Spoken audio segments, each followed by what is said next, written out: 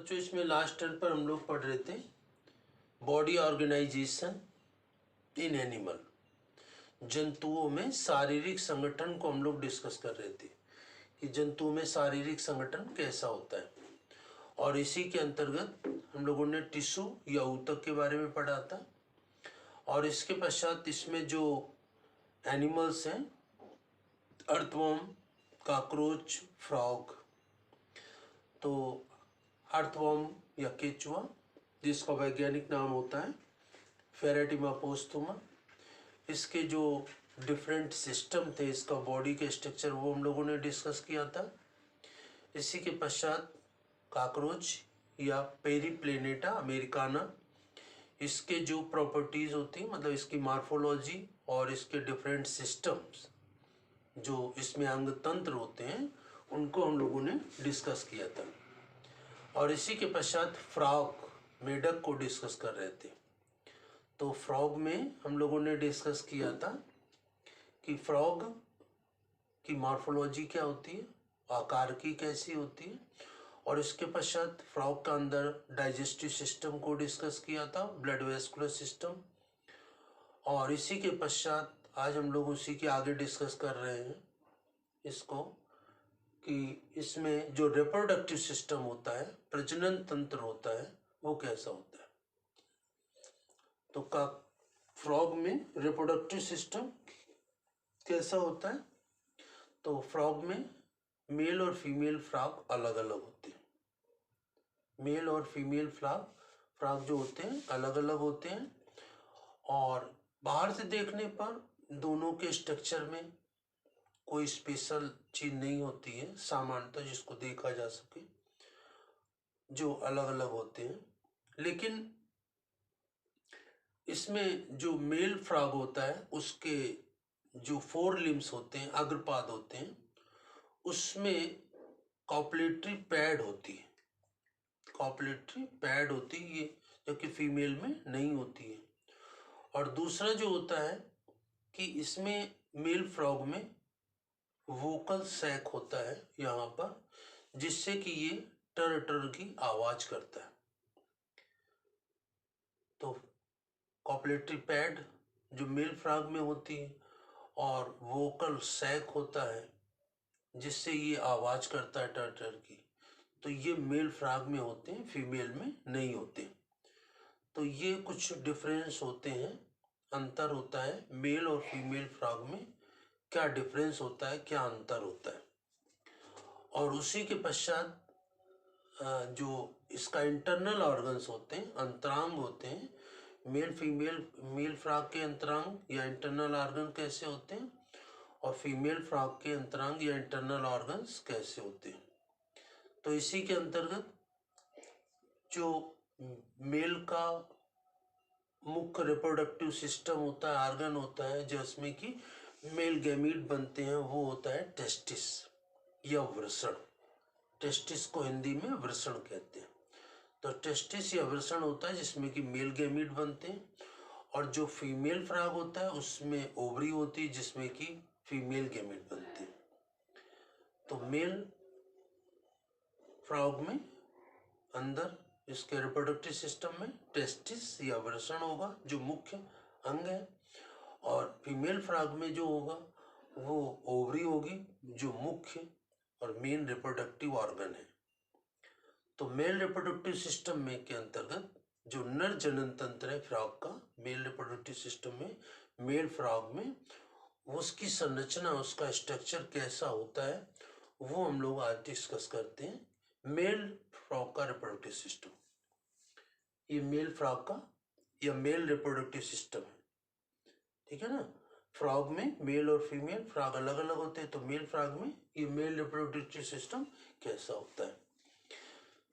तो इसमें देखिए, तो यहाँ पर ये दो क्या है, किडनी है, दो किडनी है। ये दोनों किडनी जो बैकबोन होती है, रीढ़ की हड्डी होती है, ये दोनों किडनी उसी के साइड में लेफ्ट और राइट लगी रहती किडनी। और किडनी के ऊपर ये जो रचनाएं लगी हुई हैं, ये क्या है, फैट बॉडीज। फैट बॉडीज में क्या होता है, बहुत अधिक मात्रा में फैट इकट्ठा होता है, भोजन इकट्ठा होता है, और ये इसकी जब इसका हाइबरनेशन होता है, बहुत अधिक सर्दियों में शीत निष्क्रियता हो जाती है, हाइबरनेशन होता है, और गर्मियों में इसमें ग्रीष्म निष्क्रियता हो जाती है। जब ये बहुत ज़्यादा गर्मी पड़ती है तो ग्रीष्म निष्क्रियता हो जाती है, एस्टिवेशन हो जाता है। तो हाइबरनेशन या एस्टिवेशन, शीत निष्क्रियता या ग्रीष्म निष्क्रियता में इसके ये भोजन तो करता नहीं, सक्रिय नहीं होता, तो उस समय जो ये फैट बॉडीज हैं, ये फैट बॉडीज ही इसके भोजन का कार्य करती है, और ये भोजन नहीं करता है, और इसी से ऊर्जा प्राप्त होती रहती, भोजन प्राप्त होता रहता है। इसके पश्चात किडनी में ही ऊपर की तरफ बाहर की ओर से इसमें क्या लगी होती है, ये टेस्टिस लगी होती है, ये टेस्टिस लगी हुई है, या वृषण, ये मेल फ्रॉग में लगे टेस्टिस के ऊपर बाहर से लगे हुए। तो ये टेस्टिस ही मेल रिप्रोडक्टिव ऑर्गन है मुख्य रूप से, जिसमें कि मेल गेमीट बनता है, टेस्टिस ये ऊपर लगे हुए, और टेस्टिस से ही किडनी के से ये जुड़ा होता है वॉसा एफ्रेंसिया के द्वारा। ये वॉसा एफ्रेंसिया नली है जिससे कि मेल गैमीट जो यहाँ टेस्टिस में बनते हैं, वो मेल गैमीट यहाँ वॉसा एफ्रेंसिया या शुक्रवाणी के द्वारा ये नली से निकलते हुए बाहर आ जाते हैं। ये यहाँ से किडनी के अंदर ही अंदर ये यहाँ से बाहर निकलते हैं, वॉसा एफ्रेंसिया।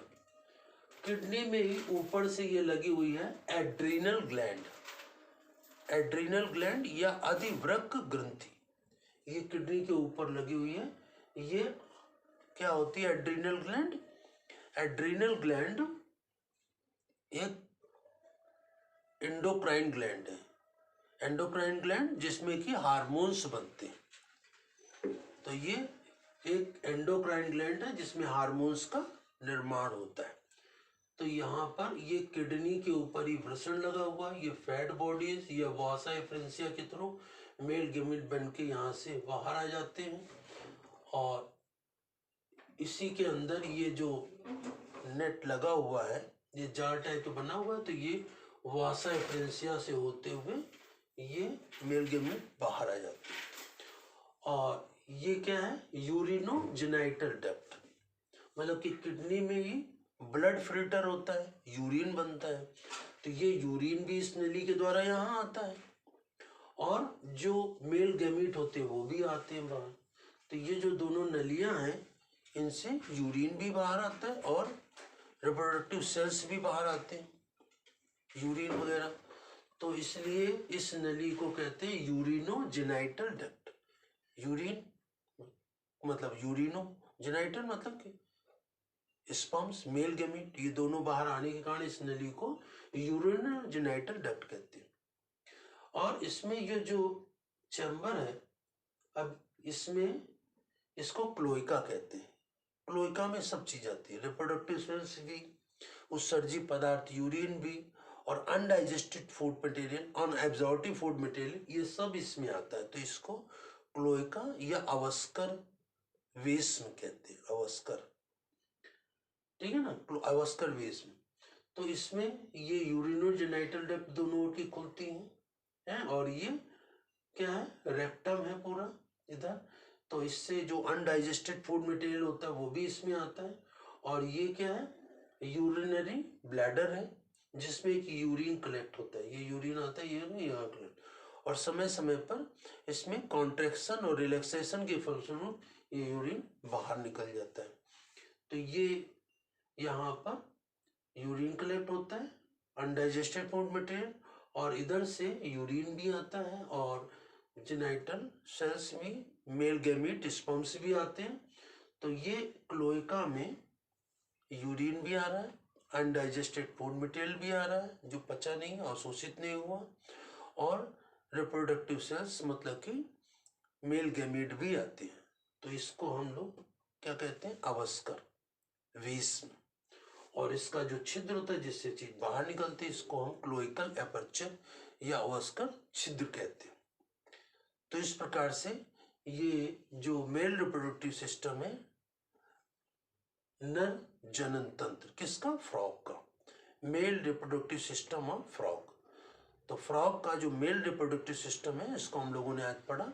इसको आप लोग अपनी फेयर कॉपी में बनाएंगे मेल रिप्रोडक्टिव सिस्टम को, और इसके पश्चात नेक्स्ट टर्न पर हम लोग इसी के आगे फीमेल रिप्रोडक्टिव सिस्टम को भी डिस्कस करेंगे। तो आज आप लोग मेल रिप्रोडक्टिव सिस्टम, जिसका मेल रिप्रोडक्टिव सिस्टम का मुख्य अंग कौन सा होता है, टेस्टिस या वृषण, जिसमें कि मेल गैमीट बनते हैं। तो यहाँ पर इसमें मेल रिप्रोडक्टिव सिस्टम में किडनी के ऊपर एड्रीनल ग्लैंड भी लगी हुई जिसमें हार्मोन बनते हैं, उसी के ऊपर टेस्टिस या वृषण लगा हुआ जिसमें मेल गैमीट बनते हैं, उसी के ऊपर फैट बॉडीज लगी हुई हैं जो कि इसके भोजन का काम करती हैं। कब, जब इसमें निष्क्रियता होती, शीत निष्क्रियता, ग्रीष्म निष्क्रियता या हाइबरनेशन और एस्टिवेशन। और इसमें निष्क्रियता क्यों होती है, क्योंकि ये कोल्ड ब्लडेड एनिमल्स होता है। कोल्ड ब्लडेड एनिमल्स क्या होते हैं, जिनका बॉडी का टेम्परेचर वायुमंडल के ताप के अनुसार बदलता रहता है। जैसे ठंडक है तो इसका बॉडी का टेम्परेचर कम हो जाएगा, बहुत कम हो जाएगा, और गर्मी है तो टेम्परेचर बढ़ जाएगा। जैसे हम लोग कैसे होते हैं, समतापी, वार्म ब्लडेड, हमारे शरीर का ताप सर्दी गर्मी में हमेशा एक जैसा रहता है। तो ये मेल रिप्रोडक्टिव सिस्टम को स्टडी करेंगे, तैयार करेंगे, और इसके पश्चात हम लोग नेक्स्ट टर्म पर फीमेल रिप्रोडक्टिव सिस्टम डिस्कस करेंगे। धन्यवाद।